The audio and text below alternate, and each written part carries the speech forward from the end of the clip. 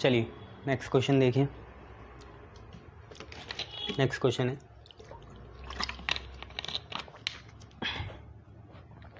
कि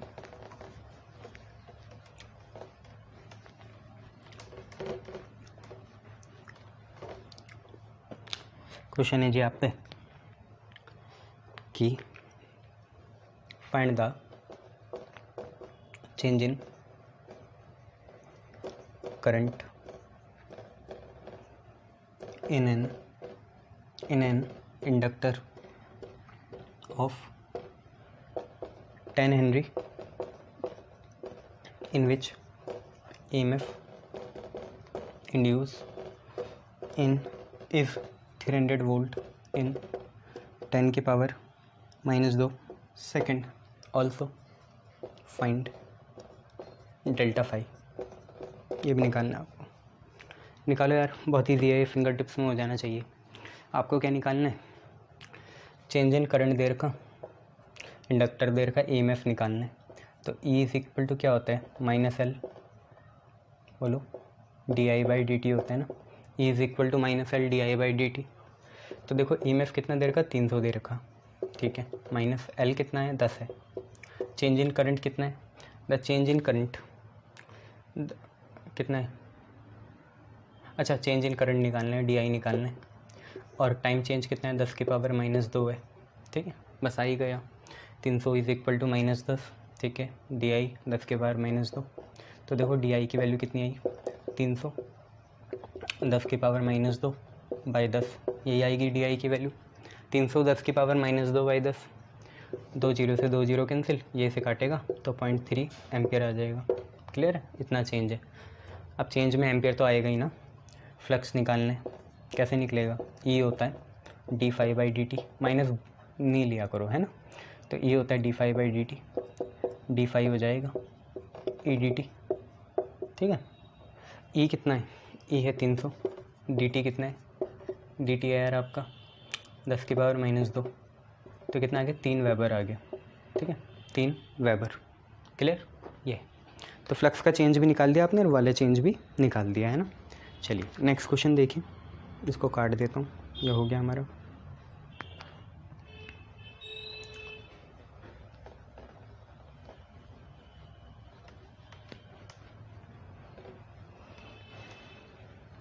next question है the self inductance of coil having 200 tons is 10 millihenry. Compute total flux linked with the coil, total flux जो coil से link है। also find flux through part of a coil where 4 milliampere current is flowing। 4 milliampere का current flow कर रहा है, ये question है। तो क्वेश्चन क्या है भाई? क्वेश्चन सिंपल सा है। Self inductance of a coil having 200 turns, 10 milli henry there का। चलो बहुत बढ़िया। उसके बाद total flux link with the coil, total flux निकालना है। फाई तुम्हें पता ही है कितना होता है, L/I होता है, N लगा देंगे। और फिर एक पर्टिकुलर सेक्शन के लिए भी निकाल लेंगे, है ना। ये तो self inductance of a coil having 200 turns, number of turns है 200। सेल्फ इंडक्टेंस L देर का B 10 है, 10 मिली हेनरी। मिली खोलेंगे 10 की पावर -3 आएगा, और 10 की पावर -3 इंटू 10 होगा 10 की पावर -2 हेनरी। और कुछ देर का नहीं, और कुछ तो नहीं दे रखा ना, नहीं। तो टोटल फ्लक्स निकालना है। तो फाई होता है यार L/I, तो N लिख लेंगे। करंट दे रखा है इसमें फ्लो होने वाला, तो करंट यही निकाल लेंगे, ठीक है। करंट यही निकालेंगे, तो करंट 4 ही डालना पड़ेगा, 4 मिली एम्पियर। तो N तो है हम पे 200, एल है 10 की पावर -2, करंट है 4 मिली, मिली मतलब 10 की पावर -3। तो फाई देखो कितना आया, 2 और 4 8, 8 इंटू 10 की पावर -2 ये है, +2 ये रहा, माइनस का 3 वो है, ये कैंसिल हो गया, तो 8 मिली वेबर आ गया। कैसे, -3 तो वेबर होते हैं ना, मिली होता है, तो 8 मिली वेबर आ गया। क्लियर है, देख लो। ठीक है, उसके बाद क्या निकालना है, हमें निकालना है find the flux through each part. अब इसमें ना एक कंसेप्ट लगाएंगे, फ्लक्स किसी भी पार्ट के लिए ना, ईच पार्ट के लिए उतना ही होता है जितना फ्लक्स थ्रू ईच टर्न होता है। पार्ट्स में थोड़ी निकालते हैं फ्लक्स, तो या तो टर्न का निकलता है या टोटल निकलता है। टोटल कैसे निकलता है, एक turns into number of turns, ये है। तो फाई एक टर्न का निकालना है, किसी भी पार्ट का मतलब यही हुआ कि टर्न्स का निकालना है। ठीक है, एक टर्न का, एक पर्टिकुलर पार्ट मतलब एक टन हुआ, या तो एक टन का निकलेगा या पूरा निकलेगा, ऐसे नहीं निकलता पर्टिकुलर। तो जनरली ईच पार्ट मतलब कोई हमें पर्टिकुलर पार्ट दे रखा होगा, एक गिवन पार्ट दे रखा होगा, तो वो ईच ही टन होगा। तो ईच टन का कैसे निकलेगा, phi total upon total number of turns. Phi total है 8 मिली वेबर और टोटल टन्स हैं 200। ठीक है, तो मिली को आप खोल दो, 10 की पावर -3 आ गया, तो 2 4 से कितना हुआ, 8 हुआ, तो 4 आ गया। 2 0 ऊपर जाएंगे, 10 की पावर -5 बनाएंगे और ये आप पे आ जाएगा वेबर। तो 4 इंटू 10 की पावर -5 वेबर, ये आप पे आंसर आ जाएगा। क्लियर है, शाबाश। नेक्स्ट क्वेश्चन करते हैं।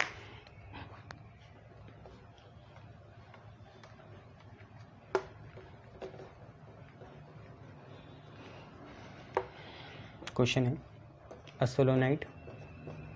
Solenoid of radius 3 centimetre and length 1 metre have 600 turns per metre. What is its self inductance निकालना है। वट विल द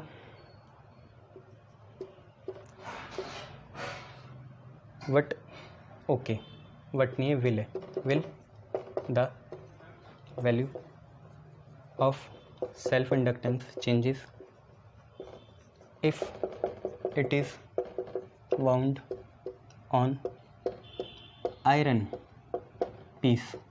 तो ऑब्वियसली चेंज होगी, आयरन पीस के साथ फ्लक्स चेंज होगा तो होगी। ये क्वेश्चन आप खुद करिए, फॉर्मूला आपको पता है क्या होता है, लगाओ निकालो। ठीक है, पर मीटर मतलब तो सही है। सोलेनाइड का फार्मूला पता है ना आपको, सेल्फ इंडक्टेंस का क्या होता है, L = μ0 n² A/L। अब देखो क्या क्या चीज़ दे रखी, क्या निकालना है, L निकालना है ना। सेल्फ इंडक्टेंस μ0 आपको पता है 4 पाई इंटू 10 की पावर -7 होता है। इसमें कोई गहराई थी नहीं तो इसलिए मैंने ऐसे ही करा दिया। नंबर ऑफ टर्न्स 600 दे रखे, पर मीटर है तो 600 का स्क्वायर होगा। एरिया, रेडियस दे रखा है तो क्रॉस सेक्शन एरिया लेंगे, तो एरिया हो जाएगा पाई और आर का स्क्वायर। रेडियस है 3 सेंटीमीटर, तो मीटर में चेंज करेंगे तो 3 इंटू 10 की पावर -2 का स्क्वायर हो जाएगा, pi R square upon length. Length आपको दे रखी है कितनी, 1 मीटर, तो पर मीटर सही तो है। पर मीटर मतलब एक लेंथ है, 1 मीटर लेंथ में कितने टर्म्स हैं टोटल, 600 हैं, इसलिए मैंने 600 लिख दिया। इसे एल को सॉल्व कर लो, कितना आ रहा है, 4 पाई स्क्वायर हो गया, 600 का स्क्वायर हो गया, 3 का स्क्वायर हो गया। ये सारी चीज़ सॉल्व करो, देखो फिर कितना आ रहा है यार। आपका आएगा 1.3 इंटू 10 की पावर -3 टेस्ला, 1.3 इंटू 10 की पावर -3 टेस्ला या 1.3 मिली हेनरी, सॉरी टेस्ला नहीं हेनरी, 1.3 मिली हेनरी आ जाएगा। ठीक है, 1.28 समथिंग भी आएगा। विद, नेक्स्ट क्वेश्चन इसमें ही आंसर है, with introduction of iron piece, obviously flux change होगा। Introduction of iron piece, flux changes, इसकी वजह से ऑब्वियसली ईएमएफ चेंज होगा, इंडक्टर भी क्या होगा, चेंज होगा। ठीक है, इंडक्टर फ्लक्स चेंज होने की वजह से ही आता है सेल्फ इंडक्शन ना, बैक ईएमएफ। तो ये चीज़ है, ये आपको लिखना है। ठीक है, शाबाश। चलिए नेक्स्ट क्वेश्चन देखिए।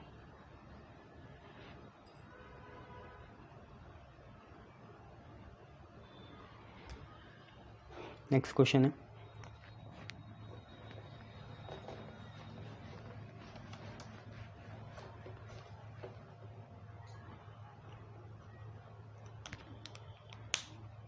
कि दो कॉइल्स हैं, two coils having mutual inductance, two coils having mutual inductance, दो कॉइल जिनका म्यूचुअल इंडक्टेंस 1.5 हेनरी है। If current in primary raise to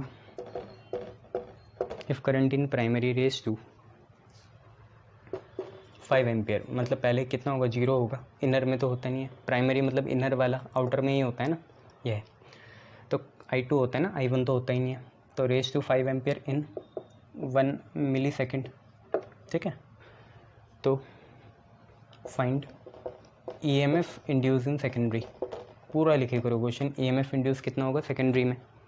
वैसे हम आउटर में मतलब सेकेंडरी में ही हम क्या करते हैं, करंट बढ़ाते हैं ना, I2 टाइम वेरिंग करंट, इसमें इन्होंने प्राइमरी में कर दी, होगा तो वही E=mdi/dt होगा, और क्या कहूँ, यही होगा।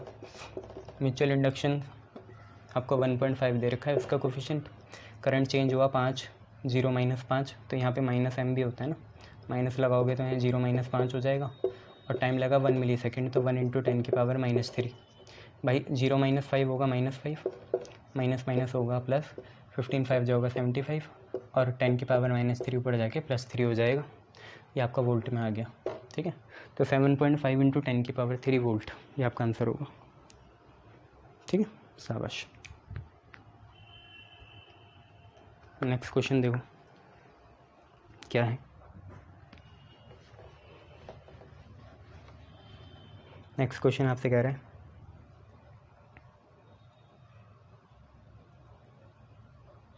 कि a solenoid of length 50 centimeter with 20 tons per centimeter and area of cross section 40 centimeter square, area of cross section 40 centimeter square, completely surround another coaxial solenoid of same length है, but उसका जो area of cross section है वो 25 centimetre square है, with इसमें तो 20 ton पर centimetre है, उसमें 25 टन्स पर सेंटीमीटर है। तो कैलकुलेट म्यूचुअल इंडक्शन। अब आपको ये देखना है कि फार्मूला क्या होता है, अगर आपको याद हो तो म्यूचुअल इंडक्शन का फार्मूला जो होता है, तो उसमें A1 आता है, ये A2 आता है, बाहर वाला आता है, अंदर वाला आता है, ये आपको देखना है। जिसका एरिया ज़्यादा होता है उसका आता है ना, एरिया 40 सेंटीमीटर का है तो टन्स वही आएंगे।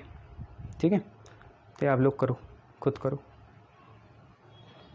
लेंथ आपको दिख रही है कितनी है, 50 सेंटीमीटर है, तो 50 सेंटीमीटर है, तो 50 1 मीटर = 100 सेंटीमीटर, तो आप पे 0.5 मीटर आ गया। ठीक है, और नंबर ऑफ़ टन्स आपको दिख रहे हैं, ये N1 हुआ। ठीक है, 20 टन पर सेंटीमीटर है, 20 टन पर सेंटीमीटर है, 1 सेंटीमीटर में 20 टन है, तो 100 सेंटीमीटर मतलब 1 मीटर में कितने होंगे ये देखेंगे। तो नंबर ऑफ़ टन्स कितने हैं, 20 है, तो बड़ा वाला कितना होगा, ये पर सेंटीमीटर है, हमें 1 मीटर में देखने होंगे क्योंकि यहाँ लेंथ कितनी है, मीटर में, तो 1 मीटर में देखने होंगे, है ना। तो नंबर ऑफ़ टन्स अगर हमें देखने तो 20 है, और 1 मीटर में 100 सेंटीमीटर होते हैं, टोटल टन्स निकाल रहे हो ना, तो नंबर ऑफ़ टन्स क्या होता है, total number of turns upon length, तो टोटल टन्स होंगे number of turns into length. Length आप 1 मीटर मतलब 100 सेंटीमीटर लोगे, तो पहले तो 2000 आ गए, ऐसे दूसरे में टन्स कितने हैं, 25 हैं, तो N2 भी आप निकाल लोगे, कितना होगा, 25 × 100 कितना आ जाएगा, 2500 आ जाएगा। ठीक है, ऐसे निकाल लेना, बाकी करो ऐसे निकालो। अच्छा, सेंटीमीटर तो मेरे हिसाब से 50 है, दिमाग ख़राब हो रहा है इसमें। चलो 50 है ना, 50 ले लो।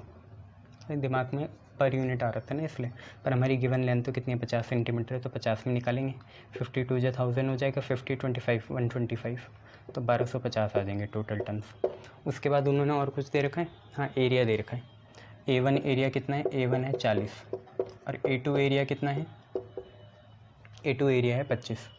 तो कौन सा वाला एरिया लेते हैं, आउटर या इनर, खुद सोचो। पता है ना μ0 N1 इंटू A2/L आता है, बाहर वाला एरिया आता है, तो बाहर वाले लेना पड़ेगा, इसलिए क्वेश्चन इंपॉर्टेंट है। सारी लड़ाई इस चीज़ में कि एरिया कौन सा लेंगे, आउटर या इनर। देखो एरिया चौड़ाई में ज़्यादा हो जाए, चौड़ाई में कितना हो जाए 40 हो जाए, काम का तो अंदर बाहर वाला होता है ना, जैसे ये वाला चाहिए 25 हो, पर ये बाहर है ना, तो ये तो A1 काम का नहीं होता, A2 काम का होता है। चाहे A2 एरिया में कम है, पर है तो आउटर ना, मैंने समझा ही दिया आपको। एरिया तो ये चीज़ होती है, मान लो वो इतना सही है पर है तो बाहर ना, बाहर को जा रहा है, उसका कर्वेचर ये है। तो म्यूचुअल इंडक्शन होता है μ0 N1 N2 A2/L, A2 आता है, ये इंपॉर्टेंट है, A2 आता है, ठीक है, A2/L। ये हम डेरिवेशन में 2 बार देख चुके हैं, शुरुआत भी टॉराइड से करी थी, तो इसलिए तो μ0 N1 N2 A2/L। μ0 होता है 4 पाई इंटू 10⁻⁻⁷, पहला टर्म है 1000, दूसरा है 1250।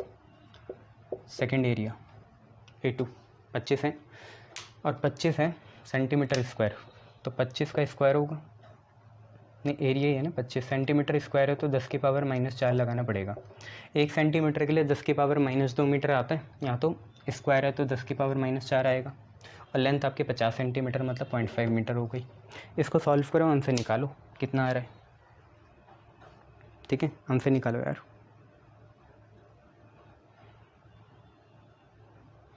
तो मेरा तो 8 इंटू 10⁻³ हेनरी या 7.85 इंटू 10⁻³ हेनरी आएगा। इसका आंसर आएगा 7.85 इंटू 10⁻³ हेनरी, 7.85 इंटू 10⁻³ हेनरी आएगा इसका आंसर। आप लोग भी देखो आपका इतना आ रहा ही नहीं आ रहा है, ठीक है। चलो नेक्स्ट तो देखो,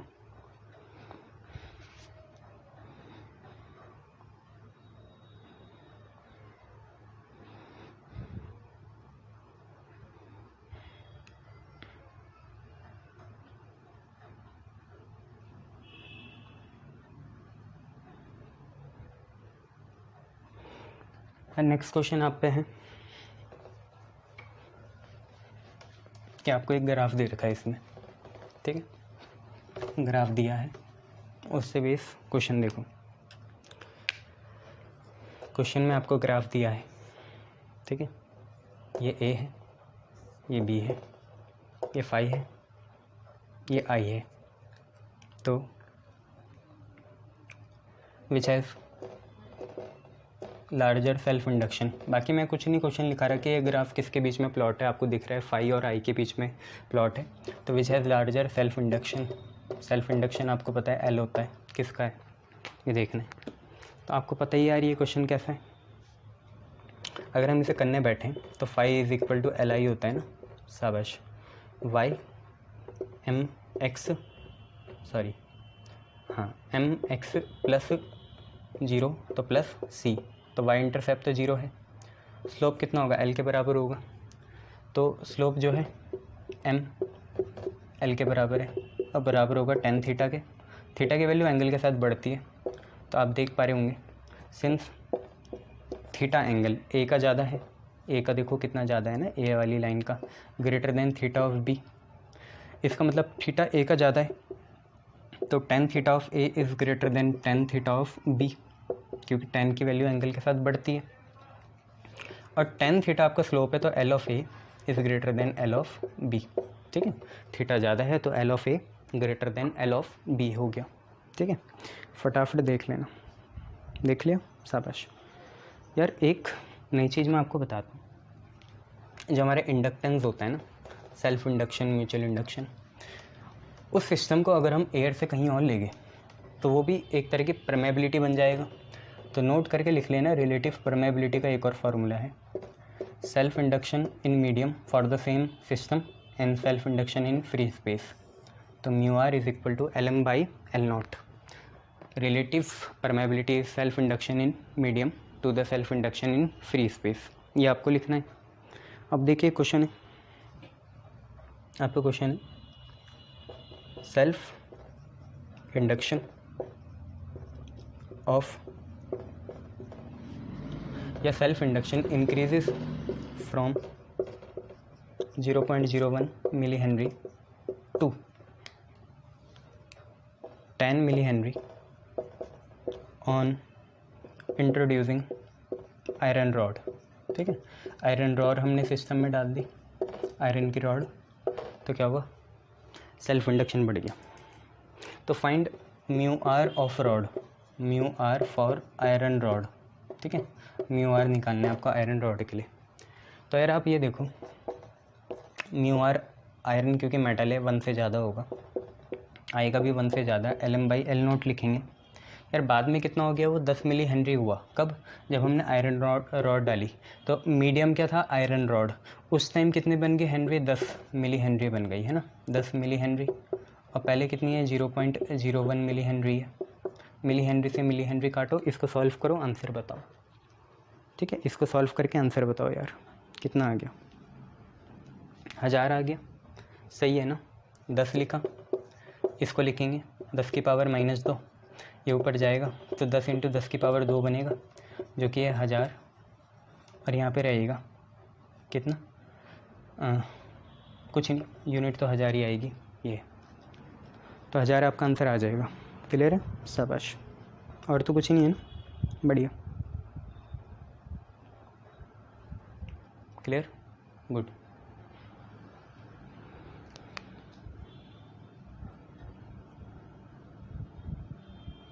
इसमें एक क्वेश्चन और देखते हैं, कोई बढ़िया सा मिले।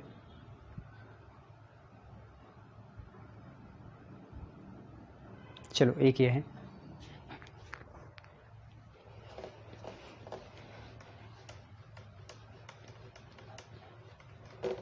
कि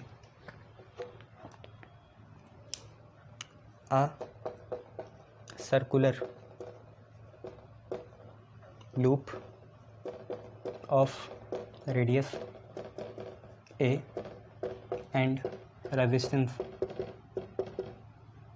capital R, circular loop of radius small a, एक minute, of radius small a and resistance capital R is placed with its plane perpendicular to magnetic field which varies with time as b is equal to b naught sin omega t। ठीक है, b is equal to b naught sin omega T.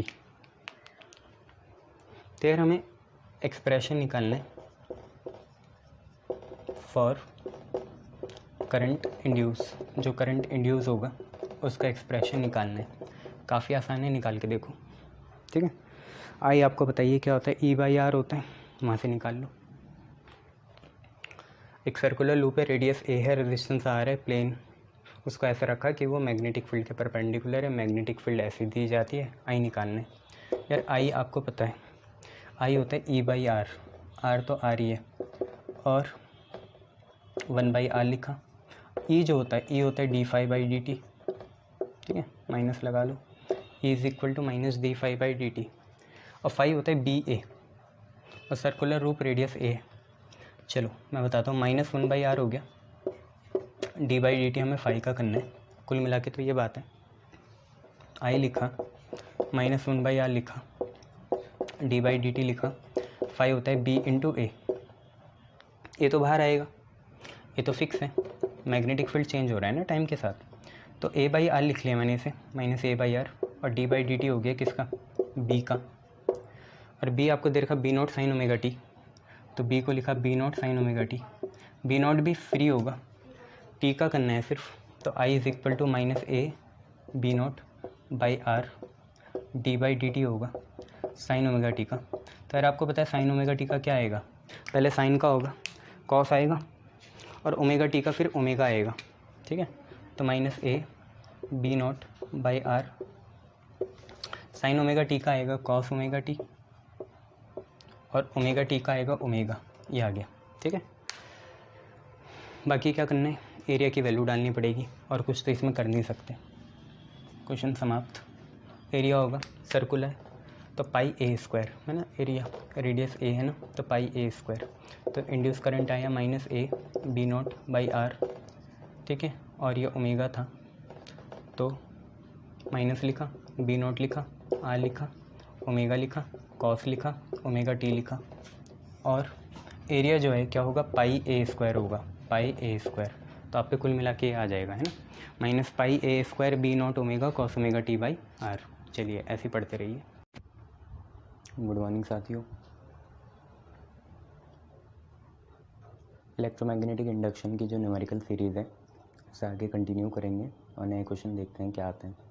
चलिए पहला question देखिए।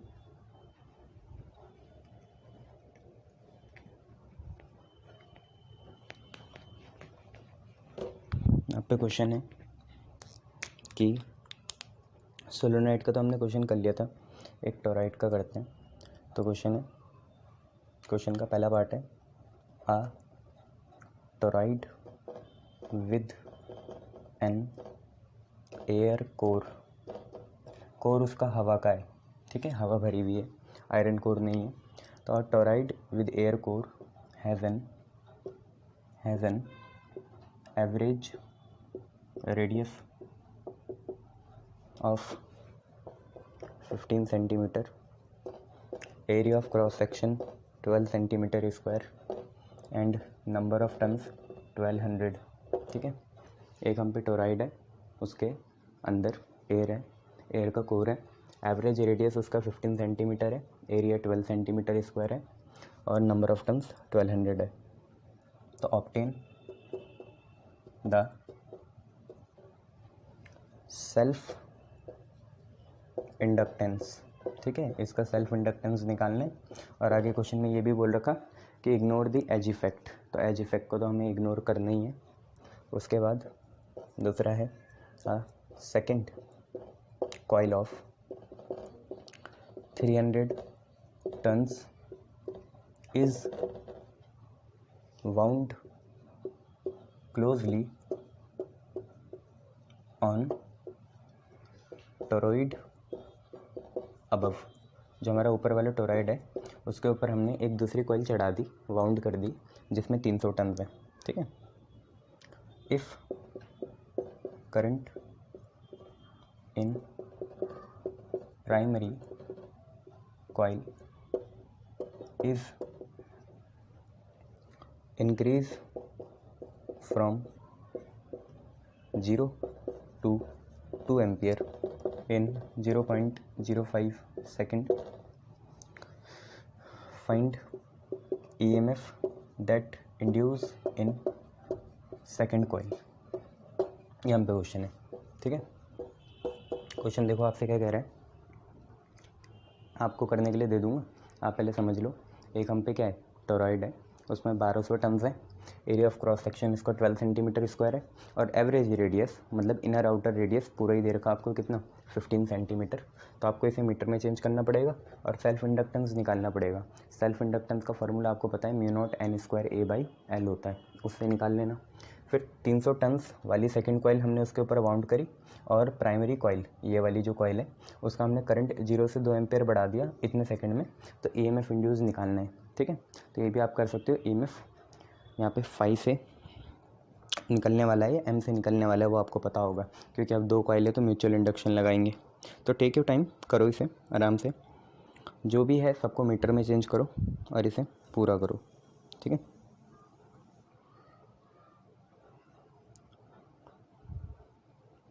चलो welcome back. करेंगे कैसे देखिए, पहला करने के लिए हमें एवरेज रेडियस जो है कितना देर का, 15 सेंटीमीटर देर का, 15 सेंटीमीटर इसे मीटर में कन्वर्ट करेंगे तो 15 × 10⁻⁻2 मीटर लगा देंगे, ठीक है।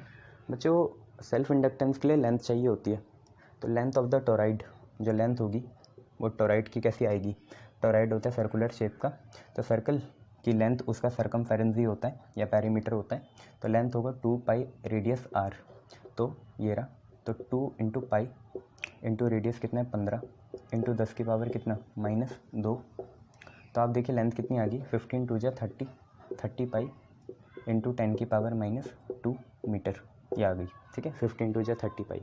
उसके बाद देखिए एरिया कितना देर का 12 सेंटीमीटर स्क्वायर देर का, तो 12 1 सेंटीमीटर को कन्वर्ट करने के लिए 10 की पावर -2 मीटर आएगा, तो यहाँ तो स्क्वायर है तो 10 की पावर -4 मीटर आ जाएगा। उसके बाद नंबर ऑफ टन्स आपको कितने दे रखे 1200 दे रखे, ठीक है। इस एरिया को A1 मान लेना है ना, पहला एरिया है, तो अब निकालिए म्यूचुअल इंडक्शन या सेल्फ इंडक्शन निकालिए। सेल्फ इंडक्शन होता है mu naught n square A1/L, mu naught डालिए 4 pi into 10⁻⁻⁷। Number of terms एक नंबर है तो वो तो वैसे ही रहेगा 1200 का स्क्वायर। पहला एरिया आपका कितना है 12 इंटू 10⁻⁻⁴, और अपॉन में देखिए पाई इसलिए नहीं खोला क्योंकि हमें पता था ऊपर भी 4 पाई आता है, इसलिए 30 पाई इंटू 10 की पावर -2। बस इसे सॉल्व करिए, ठीक है।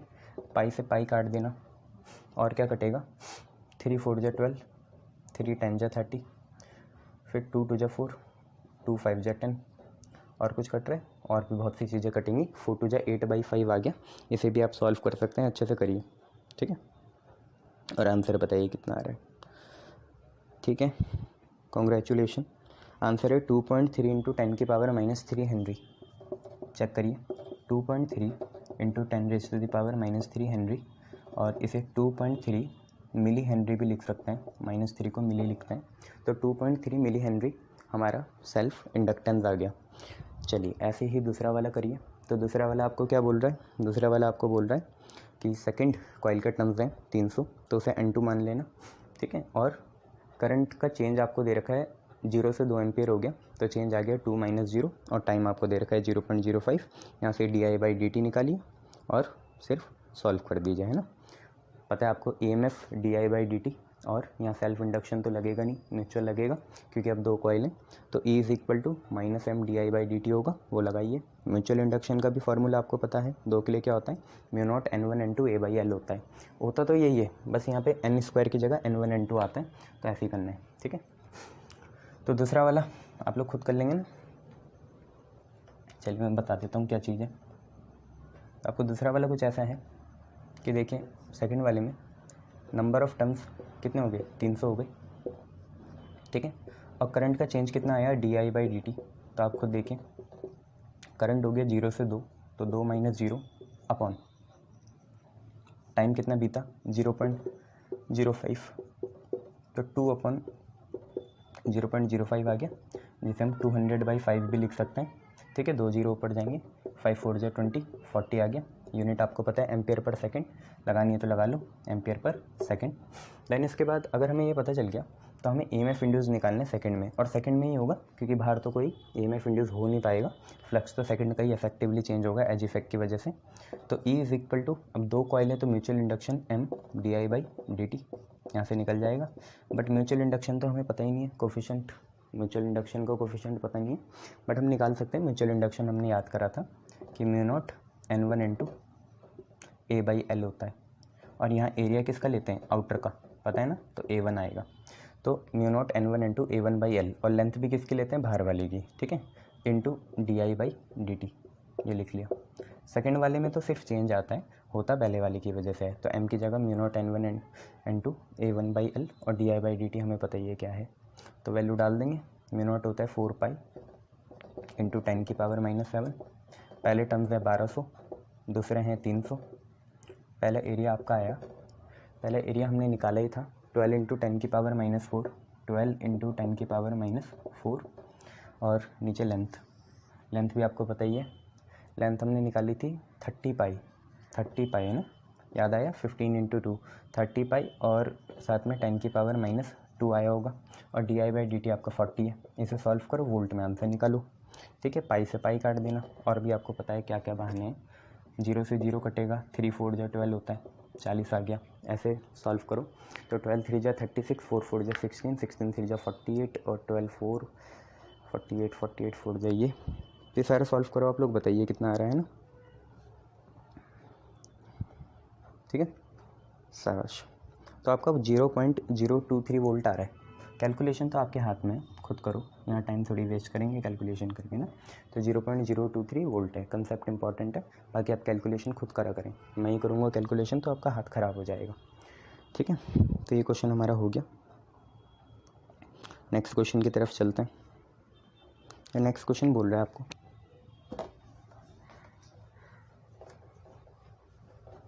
नेक्स्ट क्वेश्चन है कि 2 spherical bobs, 2 spherical bobs, bobs आपको पता है ना क्या होता है, गोला सा होता है ना, बॉल जैसे पेंडुलम में लगा रहता है नीचे बॉब्स। तो 2 spherical bobs, one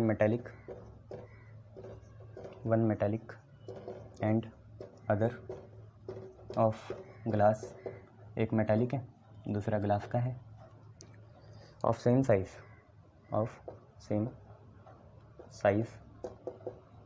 are allowed to fall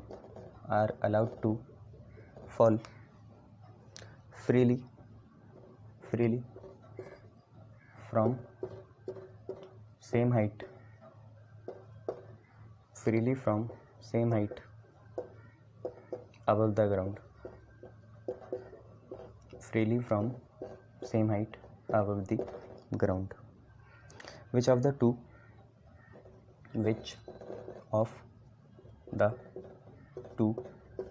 will reach ground earlier? कौन ग्राउंड में पहले पहुंचेगा? Ground earlier। सर दोनों को ही पहुंचना चाहिए। हाँ वो सही है, मैकेनिक्स के हिसाब से दोनों को ही पहुंचना चाहिए। एयर अफेक्ट या एयर डैम्पिंग आप नेग्लिजिबल मानेंगे दोनों के लिए, बट अगर कोई फोर्स रोकना चाहेगा, है ना, तो दिक्कत हो जाएगी। तो हमें क्वेश्चन क्या बोल रहे हैं, 2 स्पेरिकल बॉब्स हैं, ठीक है, 2 बॉल्स हैं, एक मेटालिक की है दूसरी ग्लास की है, दोनों को सेम हाइट से हमने ग्राउंड की तरफ फेंका, फॉल फ्री फॉल हो रहा है। तो कौन ग्राउंड अर्लियर पहुंचेगा? तो वो पहुंचेगा जिस पे कोई फोर्स लग ना रहा हो, जो फ्रीली गिरे। अब आप खुद ही देखो होगा क्या कि अर्थ का एक हॉरिजॉन्टल कंपोनेंट होता है, अर्थ का जो हॉरिजॉन्टल कंपोनेंट होगा वो एक्ट करेगा दोनों पे, पर इफेक्टिवली वो एक्ट किस पे कर पाएगा कि जिस पे अर्थ की मैग्नेटिक फील्ड की वजह से क्या हो, लेंज लॉ लगे और ईएमएफ इंड्यूस हो। ग्लास में तो लगेगा ही नहीं, ग्लास इज़ बैड कंडक्टर, इस पे तो लगेगा नहीं, सिर्फ मेटालिक उस पर लगेगा। तो मेटालिक उस पर लेंज लॉ के हिसाब से ईएमएफ इंड्यूस होगा। देखो नीचे जाएंगे तो मैग्नेटिक फील्ड बढ़ेगी, जितना आप अर्थ के क्लोज जाओगे उतनी मैग्नेटिक फील्ड क्या होगी, बढ़ेगी, और उतना ही फ्लक्स क्या होगा, पर सेकंड चेंज होगा। फ्लक्स चेंज होगा तो ऑब्वियसली ईएमएफ इंड्यूस होगा, अपोजिट डायरेक्शन में होगा। नीचे की साइड जाते जाते मैग्नेटिक फील्ड का रीजन बढ़ रहा है, मैग्नेटिक फील्ड इफेक्टिवली बढ़ रही है और फ्लक्स चेंज भी इफेक्टिवली बढ़ेगा। तो नीचे फ्लक्स चेंज बढ़ रहा है तो ईएमएफ इंड्यूस होगा ऊपर की तरफ। तो ये सारा केस होगा मेटालिक में। मेटालिक में ऊपर की तरफ ईएमएफ क्या होगा, इंड्यूस होगा, जिसकी वजह से मोशन थोड़ा डैम्प हो जाएगा, मोशन थोड़ा रुक जाएगा, जिसकी वजह से इतनी तेज़ी से वो नीचे नहीं आ पाएगी जितनी तेज़ी से ग्लास आ रहा है। तो यही आपको लिखना है, ठीक है। आप लोग करिए, इसे समझा दिया, पहले इसको दिमाग में लगाइए फिर आगे बढ़ते हैं। तो लिखेंगे the glass Bob will reach ground earlier. Glass Bob जो है वो ग्राउंड को पहले टच करेगा, ठीक है। The motion of metallic bob will be damp. Damp मतलब रुक जाना है ना, डैम्पिंग पढ़ी थी हमने ऑक्सीलेशन इन वेव में, तो वही है। The motion of the metallic bob will be damp since the effective, ये सारी बातें इसी के लिए कर रहे हैं मेटालिक बॉब के लिए, कि since the effective earth magnetic field will increase जैसे जैसे हम नीचे आएंगे इंक्रीज़ होगी, फ्लक्स भी क्या होगा, चेंज होगा, तो ईएमएफ इंड्यूस होगा। और ईएमएफ लेंज लॉ के हिसाब से कहाँ इंड्यूस होगा, अगर नीचे बढ़ रहा है, नीचे फ्लक्स चेंज होगा तो ईएमएफ इंड्यूस होगा ऊपर की साइड, अपवर्ड। पर हमें तो जाना है नीचे, मेटालिक बॉब ने तो नीचे आना है ना, उसकी किस्मत नीचे है। और ईएमएफ इंड्यूस होगा ऊपर की तरफ, तो ऊपर की तरफ एक फोर्स लगेगा जिसकी वजह से इसका मोशन ग्लास बॉब के कंपैरिजन में थोड़ा स्लो होगा, डैम्प हो जाएगा। ठीक है, तो यहाँ पे हम बस इतना लिख लेंगे, electromagnetic induction comes into play, तो वो समझ जाएगा। ठीक है, ये चीज़ है। और ये सिर्फ किसके लिए है, मेटालिक बॉब के लिए, ग्लास में नहीं लगेगा। ठीक है, चलिए नेक्स्ट क्वेश्चन देखिए। नेक्स्ट क्वेश्चन देखिए, नेक्स्ट क्वेश्चन क्या है,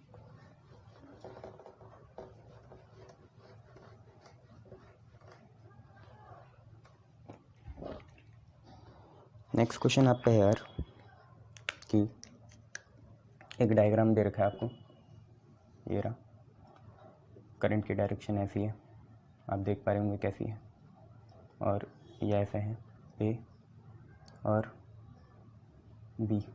ठीक है, ये ऐसे जा रहा है। अच्छा, करंट दे नहीं रखा है, करंट की हमें प्रिडिक्ट करनी है। ठीक है, प्रिडिक्ट करना है ये, तो दो बार बनाना पड़ेगा आपको डायग्राम, है ना। तो the current is increasing from A to B, predict polarity in loop, predict polarity in loop, ये आपका क्वेश्चन है। ये क्वेश्चन ऐसे भी इंटरप्रेट हम कर सकते हैं कि क्या इस लूप में करंट इंड्यूस होगा या नहीं होगा। पहली बात तो ये, करंट इंड्यूस होगा या नहीं होगा, करंट इंड्यूस होगा या नहीं होगा, मेटालिक लूप है ना ये। और फिर उसके बाद उसकी प्रिडिक्ट करनी है पोलैरिटी, तो होगा ऑब्वियसली इस साइड करंट क्या कर रहा है, इंक्रीज़ कर रहा है, करंट इंड्यूस होगा, yes, according to Lenz's law, Lenz's law के अकॉर्डिंग करंट इंक्रीज़ होगा। अब आप खुद ही सोचिए करंट जाएगा कैसे। देखिए ये ऐसे जा रहे हैं, ठीक है, इस डायरेक्शन में करंट इंक्रीज़ कर रहा है, और लेंज लॉ चाहेगा कि करंट इंक्रीज़ ना हो, क्योंकि करंट ही वो रीज़न है जिसकी वजह से फ्लक्स चेंज होगा। इस लूप से लिंक, जैसे जैसे करंट बढ़ेगा यहाँ पे जो लिंक फ्लक्स है वो चेंज होगा, जिसकी वजह से ईएमएफ इंड्यूस होगा, और जैसे ही ईएमएफ इंड्यूस होगा वो चाहेगा कि और करंट इंक्रीज़ ना हो। तो कैसे मूव करेगा, आप खुद ही सोचो। इसको रिपेल करना है, और यहाँ पे हमें इसे रिपेल करना है, तो क्या करना पड़ेगा, सेम डायरेक्शन में मूव करना पड़ेगा। पास भी नहीं आने देगा, दूर भी नहीं जाने देगा, पता है ना, वही चीज़ है ये, ऐसे। तो इसे घूमना पड़ेगा कैसे, साउथ पोल बनाएगा, और कैसे घूमेगा, क्लॉकवाइज घूमेगा। तो देखो दोनों एक ही डायरेक्शन में, ये भी ऐसे जा रहा है, ये उल्टा जा रहा है, देखो ऐसे, यूँ आगे को जा रहा है, ऐसे ना। अगर मैं ऐसे बना लेता तो वो उसे सपोर्ट करता, देखो ऐसे एंटी क्लॉकवाइज बनाता तो सपोर्ट करता, ऐसे बनाया मतलब अपोज कर रहा है, टेंडेंसी पीछे जाने की है ना। तो ये, तो पोलैरिटी क्या आएगी लूप में, पोलैरिटी आएगी क्लॉकवाइज। जो इंड्यूस करंट होगा वो कैसे घूमेगा, क्लॉकवाइज। जो हमारा इंड्यूस करंट होगा वो कैसे घूमेगा, क्लॉकवाइज घूमेगा, तभी अपोज कर पाएगा, साउथ पोल बनाएगा। ठीक है, ये है। क्योंकि अगर मैं एंटी क्लॉक बनाता तो वो उसे सपोर्ट करता, देखो एंटी क्लॉक तो आगे जाएगा, ऐसे ऐसे। क्लॉक बनाया तो मतलब पीछे है, टेंडेंसी पीछे, तो अपोज करेगा। ठीक है, ये है क्लॉकवाइज। चलिए नेक्स्ट क्वेश्चन देखिए।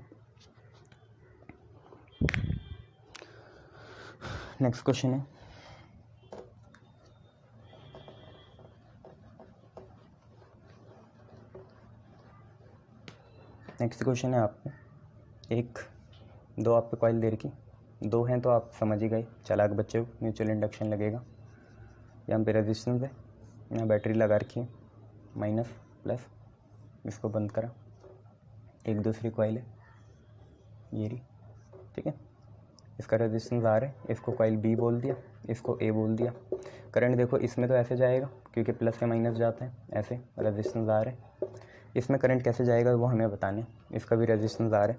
तो इफ़ रेजिस्टेंस प्रेडिक्ट कर लो तब तक, if resistance R in circuit A B decrease, resistance R circuit A में डिक्रीज करा, तो what will be the direction of induced current in B में इंड्यूस करंट की डायरेक्शन क्या होगी। ठीक है, प्रिडिक्ट करो आप खुद, हमें अपोज करना है इसे। तो अपोज करना है तो कैसे अपोज करेंगे, सोचो। सेम डायरेक्शन में अपोजिट, पास भी नहीं आने देगा, दूर भी नहीं जाने देगा। तो अगर नॉर्थ पास आ रहा है तो वहाँ पे भी क्या बनना चाहिए, नॉर्थ। आप समझ में आए। देखो हुआ क्या, देखो मैं बताता हूँ। पहले तो ये देखना है कि बढ़ा या घटा फ्लक्स। तो आप देखो रेजिस्टेंस आर सर्किट ए में डिक्रीज़ करा, तो व्हेन आर को हमने डिक्रीज़ करा, आर को हमने क्या करा, डिक्रीज़ करा, ये आर कम कर दिया तो करंट अब ज़्यादा बहेगा, तो करंट विल इंक्रीज़। भाई आर कम करोगे, रेजिस्टेंस कम करोगे तो करंट बढ़ेगा, तो करंट विल इंक्रीज़। और कौन सी डायरेक्शन में, आप खुद देखो ये कौन सी डायरेक्शन है, एंटी क्लॉकवाइज है, एंटी क्लॉकवाइज। क्लियर है इतना। तो वहाँ पे क्या होगा, इन सर्किट बी में वो चाहेगा करंट बढ़ा तो इसे घटाना चाहेगा, तो रिपेल करेगा। तो ये देखिए कैसी पोलैरिटी बन गई है, सर्किट ए है, पोलैरिटी कैसी है, नॉर्थ पोल बनेगा ऐसे। और आपने देखे थे ना फैराडे के 3 एक्सपेरिमेंट थे, एक तो इसे आगे पीछे करो, एक बस क्या करो, इसका करंट चेंज कर दो, वो खुद ब खुद बौखला जाएगा, खुद ब खुद वो पागल हो जाएगा। इसका करंट चेंज कर दिया तब भी तो फ्लक्स कम ज़्यादा हुआ ना, तो इसको अपोज करेगा, तो पास भी नहीं आने देगा, तो ये भी क्या बनाएगा, नॉर्थ पोल। और नॉर्थ पोल बनाएगा तो कैसी है डायरेक्शन, एंटी क्लॉक वाइज। ठीक है, इन सर्किट भी induce current will be, current होगा जब क्लोज सर्किट है ना, तो इंड्यूस करंट विल बी कैसा होगा, एंटी क्लॉकवाइज होगा, अकॉर्डिंग टू लेंज लॉ के हिसाब से कैसा होगा, एंटी क्लॉक वाइज होगा। बस आपको अपने उसका ध्यान रखना है, नहीं तो कहीं मैं क्लॉक लिखूँगा एंटी लिखूँगा, आप कंफ्यूज हो जाओगे। ठीक है, अपने इंट्यूशन लगाओ, पास भी नहीं आने देगा। ठीक है, और पोलैरिटी बनेगी कैसी, नॉर्थ पोल, पोलैरिटी बन जाएगी नॉर्थ। ठीक है, ये चीज़ है, देख लो, दिमाग में लगाओ इसे, है ना। चलो नेक्स्ट देखो क्वेश्चन।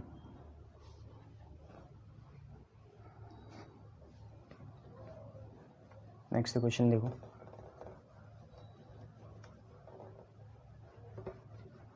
नेक्स्ट क्वेश्चन बोल रहा है कि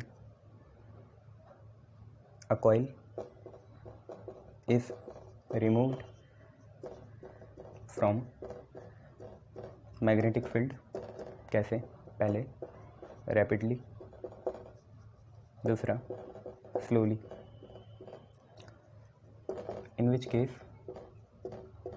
case more work is done, more work is done, किस केस में ज़्यादा काम करेंगे, किस केस में ज़्यादा काम करा जाएगा।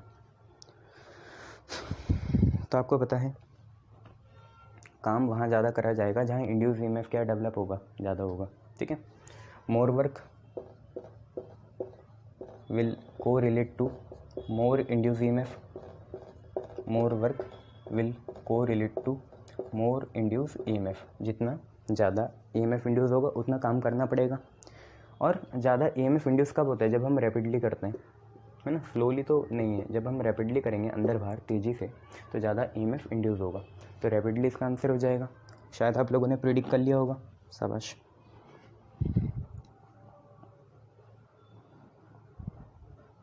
चलिए नेक्स्ट क्वेश्चन देखिए। नेक्स्ट क्वेश्चन आप पे है कि एक आपको फिगर देता हूँ मैं,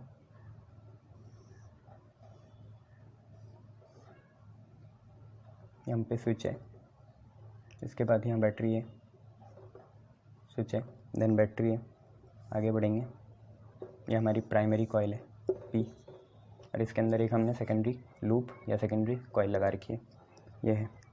ठीक है, और क्वेश्चन है P and Q R two coils, P and Q R two coils,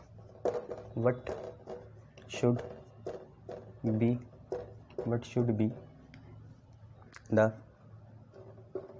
direction of induce current, what should be the direction of induced current in S immediately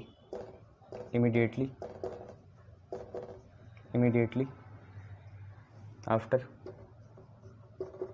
this switch है, after switch is close, पहले तो ये है, दूसरा if switch is open, इसके बाद switch को क्या करें, ओपन करें, पहले क्लोज करा था फिर ओपन कर दें, तो after it has been close for some time, it has been close for some time, कुछ समय के लिए क्लोज करा। तो हम पे दो कॉइल है, प्राइमरी सेकेंडरी, ठीक है। ऑब्वियसली सोर्स करंट तो प्राइमरी पे है, तो ऐसे ही जाएगा यूँ, है ना, पॉजिटिव से नेगेटिव को आएगा। और आपको बताना है एफ में कितना इंड्यूस करंट आएगा इमीडिएटली जब हमने क्लोज़ करा, और फिर उसके बाद क्लोज़ करने के बाद कुछ देर बाद हमने इसे क्या कर दिया, ओपन कर दिया। तो आप प्रिडिक्ट करें, ठीक है, टाइम कम है, मैं पॉज करता हूँ, आप प्रिडिक्ट करें। चलिए, आपने प्रिडिक्ट कर लिया होगा। तो पहले तो क्या है, देखो पहला केस ये है कि हमने क्या करा, सर्किट को क्लोज़ करा। जब हमने सर्किट को क्लोज़ करा पहली बार, ठीक है, तो होगा क्या, करंट जो है, करंट मिनिमम से, मिनिमम मतलब जीरो वैल्यू से कहाँ जाएगा, मैक्सिमम में जाएगा। मतलब करंट इन पी जो है वो क्या कर रहा है, इंक्रीज़ कर रहा है। अब करंट जब पी का इंक्रीज़ होगा तो एस का फ्लक्स क्या होगा, चेंज होगा, और फ्लक्स के चेंज होने की वजह से फ्लक्स ऑफ एस चेंज होगा, जिसकी वजह से ईएमएफ इंड्यूस होगा, ठीक है। EMF in S is induce. अब ये ईएमएफ ऐसा चाहेगा कि पी का जिस डायरेक्शन में करंट बढ़ रहा है, बढ़ ही रहा है क्लोज करने के टाइम, उसको ही अपोज करे, ठीक है। तो करंट तो ऐसी डायरेक्शन में बढ़ रहा है, कैसी डायरेक्शन है, क्लॉकवाइज, तो इसको कैसे घूमना पड़ेगा, एंटी क्लॉकवाइज, तो ये ऐसे जाएगा, ठीक है। एंटी क्लॉक जाएगा ना, उल्टा जाएगा। एंटी क्लॉक जाएगा मतलब कौन सा, पोलैरिटी, नॉर्थ पोलैरिटी, अगर ऊपर साउथ है तो नीचे नॉर्थ आएगी, ठीक है, ये है। तो एस हैज़ कौन सा करंट, एंटी क्लॉकवाइज करंट, ठीक है। एंटी क्लॉकवाइज होगा, अपोज करेगा लेंज लॉ के हिसाब से ना, वो क्लॉक है तो ये एंटी क्लॉक होगा, अपोज करने। दूसरा क्या है, अगर हमने सर्किट को क्या करा, क्लोज था 5-6 सेकंड के लिए, फिर सर्किट को ओपन करा, सर्किट को ओपन करेंगे तो पी का करंट क्या होगा, अब मैक्सिमम से जीरो जाएगा, मैक्सिमम से जीरो जाएगा, तो पी का करंट क्या है, अब डिक्रीज़ कर रहा। अब ये क्या चाहेगा, पहला वाला कंडीशन तो था कि पास भी नहीं आने देगा, पास भी नहीं आने देगा मतलब कम भी नहीं होने देगा, मतलब बढ़ने नहीं देगा, सॉरी, पास भी नहीं आने देगा मतलब बढ़ने नहीं देगा। अब क्या है, अब घटने नहीं देगा। तो आपको पता है एस में कौन सी आ जाएगी, अब क्लॉकवाइज पोलैरिटी आ जाएगी या क्लॉकवाइज करंट आ जाएगा, साउथ में घूमेगा। मतलब अब इसी डायरेक्शन में क्या घट रहा है, जैसे हम हटाएंगे पोलैरिटी तो चेंज नहीं हुई, इसी डायरेक्शन में अब ये घट रहा है, ये चाहेगा कि इसी डायरेक्शन में बढ़ जाए, इसी डायरेक्शन में बढ़ेगा तो इसे सपोर्ट करना पड़ेगा, इसे, इस कॉइल को, एस वाली कॉइल को इसे सपोर्ट करना पड़ेगा, तो इसी डायरेक्शन में घूमेगा कि जितना कम सर्किट के ओपन होने से हो रहा है उतना ही मैं इसे बढ़ा के दे दूँ। तो अब क्या आएगा, क्लॉकवाइज आएगा, और पहले क्या आया था, एंटी क्लॉकवाइज। जब पी का करंट बढ़ेगा तो उसे अपोज करेगा तो एंटी क्लॉकवाइज, और जब घटने वाला होगा तो क्लॉकवाइज। क्लियर है, शाबाश।